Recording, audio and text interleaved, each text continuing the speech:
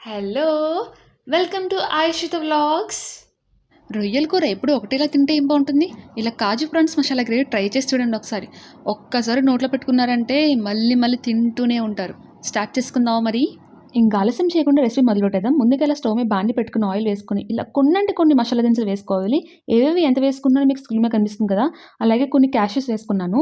ఇవి లో ఫ్లేమ్‌లో పెట్టుకొని వేగనివ్వాలి. ఈలోగా నేను ఉల్లిపాయలు, అల్లం, వెల్లుల్లి, పసుపు వేసుకొని బాగా పేస్ట్ చేసి పెట్టుకున్నాను. మీరు సెపరేట్‌గా వేసుకున్నా పర్వాలేదు. నేనైతే డైరెక్ట్ అన్నీ కలిపేసి పేస్ట్ చేసుకున్నా. చూడండి ఇవన్నీ బాగా వేగినియి. ఇందులో ఈ పేస్ట్ వేసేసుకోవాలి. నూనె చాలా బాగా కాగిపోయింది. ఒకేసారి తుల్లింది మీదకిలాగా. ఇలా ఇవన్నీ వేసేసుకొని బాగా కలుపుకోవాలి. ఆ పేస్ట్ అనేది బాగా మగ్గాలి మనకి. లేదంటే పచ్చి స్మెల్ వస్తది. ఉల్లిపాయ పచ్చి స్మెల్ పోయే వరకు దాన్ని బాగా మగ్గనిచ్చుకోవాలి. ఈ టైంలోనే కొంచెం కొత్తిమీర వేసేసుకొని బాగా కలుపుకోవాలి. కొత్తిమీర లాస్ట్‌లో కూడా వేసుకుంటా అంటారు కొందరు. మీకు కావాల్సితే ఉంచుకోవచ్చు. ఇలా ఫస్ట్ వేసుకుంటే సరిపోతుంది. ఇవన్నీ బాగా అంటే బాగా మగ్గనివ్వాలి. ఇప్పుడు మాత్రం మీరు ఫ్లేమ్ మీడియం నుంచి హై ఫ్లేమ్‌లో పెట్టుకోవాలి. లో ఫ్లేమ్‌లో తీసేయాలి. నేనైతే ఆయిల్ తక్కువ తింటాను కాబట్టి కొంచెం తక్కువ వేసుకున్నాను. మీకు కావాల్సితే ఇంకొంచెం ఎక్కువ ఆయిల్ వేసుకోండి. చూడండి బాగా దగ్గరికి మగ్గిపోయింది. ఈ టైంలో నేను టొమాటో ఒక్కటంటే ఒక టొమాటో కట్ చేసుకున్నాను. ఆ టొమాటో వేసాను. టొమాటో ఎక్కువ వేసుకుంటే టొమాటో ఫ్లేవర్ వచ్చేస్తుందని చెప్పి చిన్న టొమాటో తీసుకున్నాను నేను. అది కూడా బాగా మగ్గాలి. ఇదంతా నేను కేజీ ప్రాన్స్‌కి తీసుకున్నా. అంటే అవి ఒలిచిన తర్వాత మనకి 750 గ్రామ్స్ అలా వస్తాయి టోటల్. ఇప్పుడు టొమాటో కూడా బాగా మగ్గిపోయింది. ఇప్పుడు నేను క్లీన్ చేసి పెట్టుకున్న సముద్రం రొయ్యలు వేసేసుకున్నాను ఇందులో. 750 గ్రామ్స్ వచ్చినాయి నాకు టోటల్. సముద్రం రొయ్యలే తీసుకోవాలా, చెరు రొయ్యలు తీసుకోకూడదా అని అనుకుంటారేమో. లేదంటే ఏ రొయ్యలైనా తీసుకోవచ్చు. మీ దగ్గర ఏది అవైలబిలిటీ ఉంటే అది. దానికొచ్చే టేస్ట్ దానికొస్తది, దీనికొచ్చే టేస్ట్ దీనికొస్తది.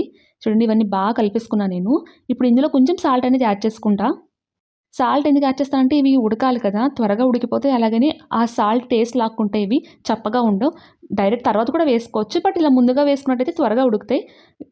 నీళ్ళొచ్చేసి రొయ్యలు ములిగే వరకు వేయాలి. చూడండి నేను ఎన్ని నీళ్ళు వేసుకున్నానో. నాకు యెల్లో కలర్ పసుపు వల్లొచ్చింది. నేను పసుపు వేసుకొని ఆడుకున్నాను. లేదు మేము ఎలా ఉడికించలేమంటే మీరు కుక్కర్ విజిల్ పెట్టేసుకోవచ్చు. ఒక 2 విజిల్స్‌కి సరిపోతుంది. 2 విజిల్స్ సరిపోతే రొయ్యలు బాగా ఉడికిపోతాయి. చూసారా నేను సాల్ట్ కూడా యాడ్ చేసేసాను. ఇప్పుడు అవన్నీ బాగా కలిపేసుకుంటున్నాను. ఇవన్నీ బాగా కలిపేసుకొని మూత పెట్టేసి ఒక 10 మినిట్స్ హై ఫ్లేమ్‌లో ఉడకబెట్టాను చూడండి.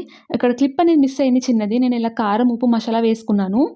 పౌడర్స్ యాడ్ చేశాను అంతే. ఆ క్లిప్ అనేది మిస్ అయింది. అవేసి బాగా కలిపేస్తున్నాను చూడండి. ఈ టైంలో నేను కారం కొంచెం ఎక్కువేసుకొని మసాలా తగ్గించేశాను. గరం మసాలా. ఎందుకంటే స్టార్టింగ్ మనం బిర్యానీ మసాలాలు వేసుకున్నాం కదా! ఆ ఘాటు ఎక్కువవుతుందని చెప్పి ఇప్పుడు నేను తగ్గించుకున్నా మసాలా ఇందులో. ఇవన్నీ ఇలా బాగా కలిసిన తర్వాత ఇందులో కొన్ని పచ్చిమిరపకాయలు, కొంచెం కరివేపాకు వేసుకొని బాగా అంటే బాగా మగ్గనివ్వాలి. ఇదొచ్చేసి మనకి మీడియం ఫ్లేమ్‌లో జరుగుతది కర్రీ అంతా ఇక్కడి నుంచి. హై ఫ్లేమ్‌లో పెట్టుకోకూడదు మాడిపోతుంది. చూడండి నేను 2 యాడ్ చేసుకున్నా. అవి ఈ టైంలోనే యాడ్ చేసుకుంటే ఆ కర్రీకి చాలా అంటే చాలా మంచి టేస్ట్ వస్తది. ఫ్లేవర్ కూడా కరివేపాకు ఫ్లేవర్ కూడా. మీ దగ్గర కొత్తిమీర ఉంటే కొంచెం అది కూడా యాడ్ చేసుకోవచ్చు. అండ్ సాల్ట్ కూడా ఇప్పుడే చూసుకోండి. ఆ పచ్చి స్మెల్ పోయిన తర్వాత దగ్గరుండి బాగా కలుపుకోవాలి వీటిని. కొందరేంటంటే ఇందులో కొబ్బరి పాలు వేసుకుంటారు. అది వేరే టేస్ట్ వస్తది. కొబ్బరి పాలేస్తే అందులో కారం ఏయరు. ఓన్లీ పసుపుతో చేసుకుంటారు కర్రీ మొత్తము. అది శ్రీలంకన్ స్టైల్ అంటారు. చూడండి దగ్గరకొచ్చింది ఆల్మోస్ట్ దగ్గరకొచ్చింది. కింద అనేది అడుగంటుతుంది. అడుగంటకుండా దగ్గరుండి మనం కలుపుకోవాలి. నాకీ కూర రెడీ అవ్వడానికి ఒక 15 నిమిషాలు పట్టింది. చూడండి ఎంత బాగా ఉడికిపోయినాయో ప్రాన్స్ కూడా. ఇది రోటీస్‌లో కానీ, చపాతీస్‌లో కానీ, వేడి వేడి అన్నంలో కూడా చాలా అంటే చాలా టేస్టీగా ఉంటది. ఈ విధంగా స్టవ్ ఆఫ్ చేసుకుంటే కర్రీ చాలా బావుంటది. మీరు కూడా తప్పనిసరిగా ట్రై చేయండి. ఇలాంటి మరిన్ని వీడియోస్ కోసం like, share and subscribe. By by.